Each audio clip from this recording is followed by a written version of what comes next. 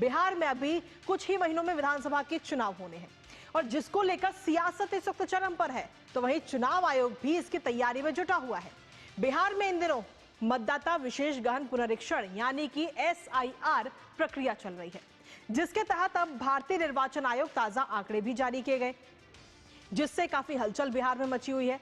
दरअसल इन आंकड़ों के मुताबिक बिहार में 52 लाख से ज्यादा मतदाताओं के नाम 1 अगस्त को जारी होने वाली ड्राफ्ट मतदाता सूची में नहीं होंगे। हालांकि अगर किसी का नाम गलती से भी इस सूची से हट गया है तो उसे जुड़वाने के लिए 1 महीने का समय भी दिया गया है।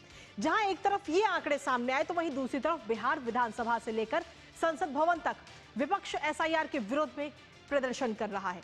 और हैरानी वाली बात यह है कि यह विरोध केवल राजनीतिक दलों के बड़े नेता ही कर रहे हैं। अभी तक इन पार्टियों के एक भी बूथ लेवल एजेंट ने इसकी शिकायत नहीं की है। करेंगे चर्चा अपने संवाददाता से, लेकिन उससे पहले आपको दिखाते हैं पटना से दिल्ली तक हंगामे की तस्वीर। तो ये 2 तस्वीरें इस वक्त आपको दिखा रहे हैं। पहली तस्वीर आप देख रहे हैं संसद भवन की, जहां विपक्ष की तरफ से लगातार SIR को लेकर ये विरोध किया जा रहा है, और दूसरी तस्वीर विधानसभा की, बिहार विधानसभा की, जहां पर विपक्ष की तरफ से SIR को लेकर ये विरोध किया जा रहा है। तो ये दोनों तस्वीरों के जरिए आप देख सकते हैं कि किस तरीके से लोकतंत्र के सर्वोच्च मंदिर यानी कि संसद भवन में कांग्रेस समेत तमाम विपक्षी दल SIR को सियासी मुद्दा बनाते हुए लगातार विरोध प्रदर्शन कर रहे हैं। और इसी तरह बिहार विधानसभा के बाहर भी विपक्ष द्वारा किए गए विरोध प्रदर्शन की तस्वीरें भी आप सभी के सामने हैं। तो इन दोनों तस्वीरों के जरिए आप समझ सकते हैं कि इन सभी राजनीतिक दलों को कितना डर है कि अगर ये जो मतदाता सूची अगर ये सही हो जाएगी, जो फर्जी वोटर्स हैं उनका नाम अगर कट जाएगा तो कितना नुकसान इनका हो जाएगा, इसके जरिए साफ तौर पर नजर आता है। लेकिन पटना से लेकर दिल्ली तक इसका सीधे तौर पर हंगामा इन तस्वीरों के जरिए नजर आता है। साथ ही आपको बता दें कि RJD और कांग्रेस और इसके साथ ही जो छोटे मोटे राजनीतिक दल हैं वहां पर विपक्ष के, उसमें 56,000 BLA शामिल हैं, यानी कि BLA मतलब बूथ लेवल एजेंट। और विपक्ष के किसी भी बूथ लेवल एजेंट ने शिकायत नहीं की है। सिर्फ जो बड़े राजनीतिक नेता हैं वही SIR की शिकायत करने पे, विरोध करने पे लगे हुए हैं। फर्जी वोटर कटने से कहीं ना कहीं विपक्ष के अंदर इस वक्त डर का माहौल नजर आता है, और विपक्ष जो है इस वक्त साफ तौर पर पारदर्शी चुनावी प्रक्रिया में बाधा डालने का काम कर रहा है। संसद भवन से लेकर विधानसभा तक ECI इलेक्शन कमीशन की छवि धूमिल करने का उद्देश्य है सीधे तौर पर इस वक्त विपक्ष का, और इसीलिए संसद भवन से लेकर यानी कि दिल्ली से लेकर पटना तक इस तरीके का ये विरोध प्रदर्शन की तस्वीरें सामने आ रही है। लेकिन इसके साथ ही हाल ही में जो आंकड़े चुनाव आयोग की तरफ से जारी किए गए, उनसे एक चीज और साफ होती है। बड़े खुलासे इसके जरिए हुए, जिसमें आपको बता दें कि 24 जून से ये पूरी प्रक्रिया जो है वो जारी हुई थी, जिसमें कहा गया कि कोई भी मतदाता, जो पात्र मतदाता है वो नहीं छूटेगा।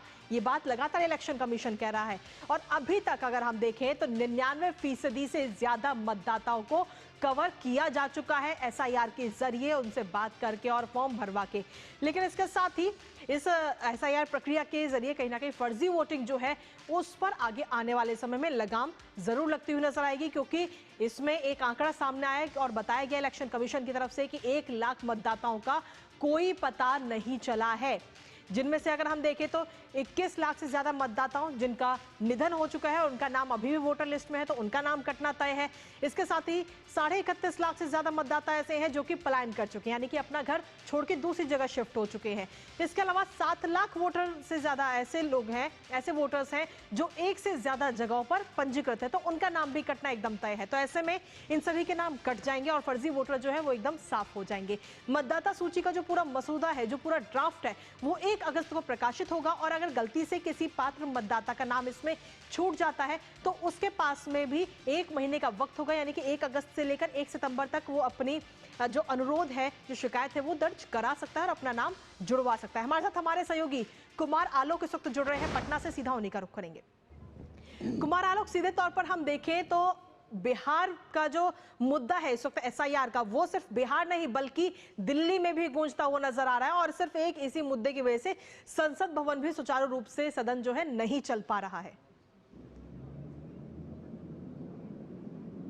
देखिए किनका खासकर हम देखेंगे बिहार में चुनाव होने वाले हैं और अक्टूबर के लास्ट में बिहार में विधानसभा का चुनाव होगा, और अन्य पार्टियां जो RJD के साथ या कांग्रेस उनके साथ है, उनमें अगर हम असम की बात करें तो असम में भी अगले साल चुनाव होने वाला, जहां पर कांग्रेस मुख्य विपक्षी दल है। तमिलनाडु में भी अगले साल चुनाव होने वाला, जहां पर मुख्य विपक्षी दल, मुख्य सत्ताधारी दल है वो DMK है, और उसी तरीके से बंगाल में भी चुनाव होगा अगले साल, तो वहाँ तृणमूल कांग्रेस है। तो जी। ये सारे दल इकट्ठा होकर के एक तरह से प्रेशर बनाने की कोशिश कर रहे हैं, चुनाव आयोग पर प्रेशर बनाने की कोशिश कर रहे हैं, सरकार पर प्रेशर बनाने की कोशिश कर रहे हैं और संसद और विधानसभा के जरिए ये जताने की कोशिश कर रहे हैं कि हमारे प्रेशर में आए चुनाव आयोग। लेकिन चुनाव आयोग ने जिस तरीके से, जितनी तेजी और तत्परता के साथ ये सारी, आपने देखा कि डेथ हो गया है, यानी 2003 से लेकर के 2025 तक का जो समय है, यानी आप 22 सालों में 22 सालों में जो 21 लाख मृत पाए गए हैं और इसके अलावा बड़ी संख्या में लोग यहाँ से पलायन, यहाँ से दूसरी जगह पर शिफ्ट हुए हैं। 31 लाख के करीब वो संख्या है। 7 लाख की जो संख्या है वो उनका है कि वो यहाँ भी है और वहां भी, यानी दो जगह, तीन जगह उनका मतदाता सूची में नाम है। तो ये बहुत बड़ी संख्या है और इसको लेकर के सबसे बड़ी बात है कृतिका की, आप देखेंगे बिहार का जो सीमांचल क्षेत्र है, सीमांचल यानी किशनगंज हो गया, कटिहार हो गया, पूर्णिया हो गया, तो इन एरियाज में बांग्लादेशी घुसपैठी, ऐसा कहा जाता है कि बड़ी संख्या में उनको आधार कार्ड बनाया गया था और बड़ी संख्या में उनका मतदाता सूची में उनका नाम डाला गया था। और इसी को लेकर, यानी वोट बैंक की जो राजनीति है, चाहे वो कांग्रेस करे चाहे वो आरजेडी करे, तो इसको लेकर बौखलाहट ज्यादा है। दूसरी बात है कि नेपाल के भी काफी संख्या में लोग यहाँ पर हैं जो इंडिया में वोटर हैं। तो इन सारी कवायद को एक प्रश्न में और कहना चाहूंगा, एक उत्तर और मैं देना चाहूंगा कि कल जब बिहार विधानसभा में हंगामा हो रहा था, तो उस समय विजय कुमार चौधरी ने जवाब दिया, बहुत ही शानदार उन्होंने जवाब दिया। जो जदयू के नेता हैं, जदयू के मंत्री हैं, उनका कहना, विपक्ष का कहना है कि इतनी जल्दी कैसे कवायद हो गई SIR की। तो उन्होंने कहा कि 2003 में भी डेढ़ महीने में यह कवायद पूरी हुई थी, तो अब क्यों चिल्लाहट है, अब क्यों शोर है? जी कुमार आलोक, यानी कि सीधे तौर पर अगर हम देखें तो ये मुद्दा फिलहाल अभी गूंजता हुआ ही नजर आ रहा है। फिलहाल बहुत बहुत शुक्रिया तमाम जानकारी और अपडेट्स हमारे साथ साझा करने के लिए कुमार आलोक।